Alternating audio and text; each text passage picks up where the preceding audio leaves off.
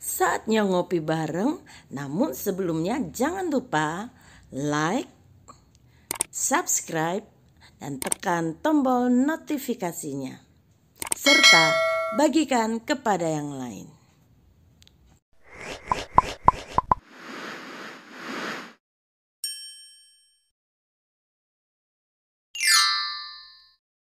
Kembali kepada persekutuan.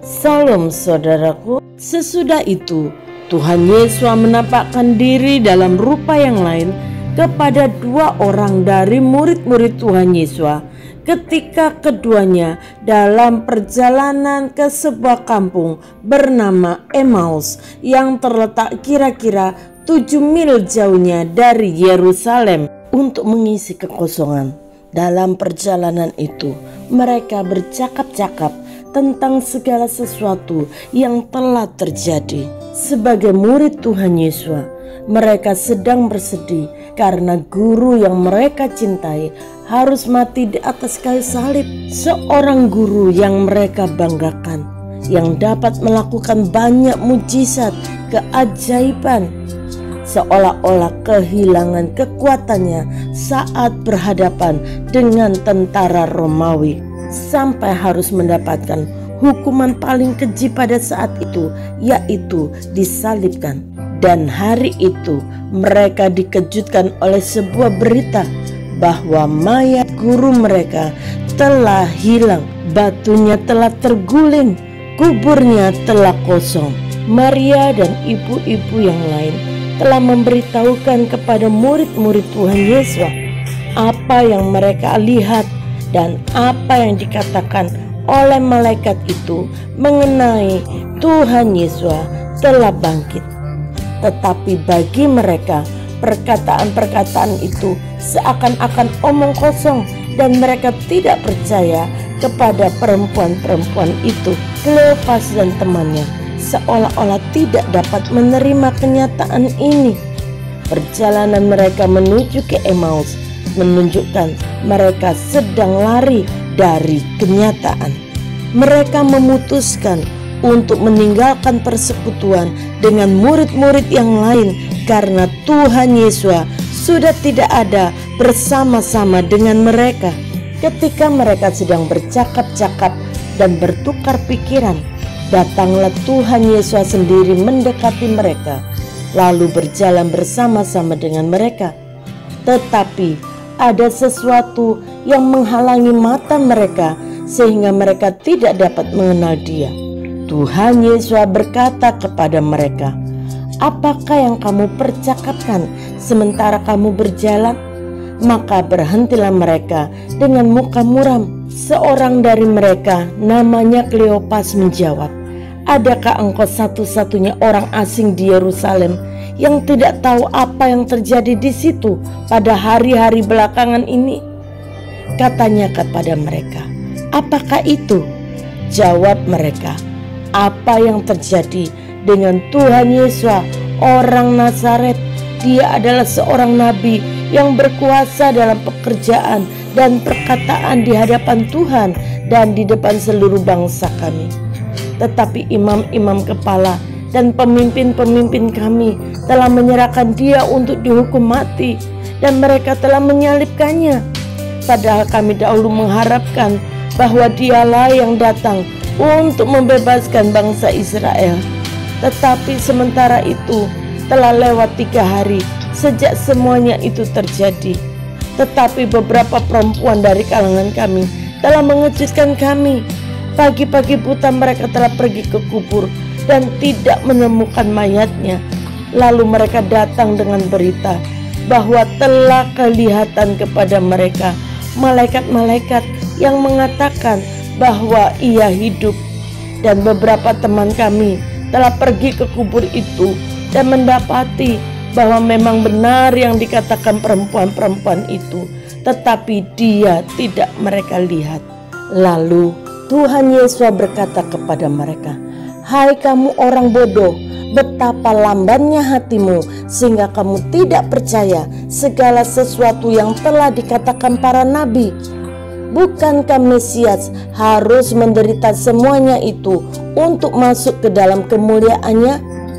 Lalu ia menjelaskan kepada mereka apa yang tertulis tentang dia dalam seluruh kitab suci, mulai dari kitab-kitab Musa dan segala kitab nabi-nabi. Saudara, kita melihat bahwa Kleopas dan temannya tidak memahami kebenaran yang sedang terjadi, dan mereka kemudian berjalan di luar kehendak Tuhan, meninggalkan persekutuan dengan murid-murid yang lain. Tidak heran kalau kita mendengar Tuhan Yesus menegur kebodohan mereka. Tuhan Yesus melakukannya karena Kleopas dan temannya tidak percaya segala sesuatu yang telah dikatakan oleh para nabi, bahwa pada akhirnya Anak Manusia akan bangkit dari maut pada hari yang ketiga. Kleopas dan temannya memang memiliki pemahaman yang salah mengenai Mesias. Pemahaman yang salah mempengaruhi kepercayaan mereka, sehingga mereka melakukan tindakan yang salah dengan meninggalkan persekutuan di Yerusalem. Tuhan Yesus tidak membiarkan mereka tinggal dalam kebodohan mereka dan meninggalkan persekutuan. Karena itu Tuhan Yesus datang dan menampakkan diri kepada mereka untuk mengajar mereka kembali dan untuk meneguhkan iman mereka. Kleopas dan temannya merasa ada sesuatu yang lain di dalam hati mereka, sehingga ketika mereka mendekati kampung yang mereka tuju, lalu Tuhan Yesus berbuat seolah-olah hendak meneruskan perjalanannya. Tetapi mereka sangat mendesaknya, katanya, "Tinggallah bersama-sama dengan kami, sebab hari telah menjelang malam dan matahari hampir terbenam." Lalu masuklah Tuhan Yesus untuk tinggal bersama-sama dengan mereka. Waktu Tuhan Yesus duduk makan dengan mereka, ia mengambil roti, mengucap berkat, lalu memecah-mecahkannya dan memberikannya kepada mereka. Ketika itu terbukalah mata mereka dan mereka pun mengenal dia, tetapi Tuhan Yesus lenyap dari tengah-tengah mereka. Kata mereka seorang kepada yang lain, "Bukankah hati kita berkobar-kobar ketika ia berbicara dengan kita di tengah jalan dan ketika ia menerangkan kitab suci kepada kita?" Lalu bangunlah mereka dan terus kembali ke Yerusalem. Di situ mereka mendapati ke-11 murid itu. Mereka sedang berkumpul bersama-sama dengan teman-teman mereka. Kata mereka itu, "Sesungguhnya Tuhan telah bangkit dan telah menampakkan diri kepada Simon."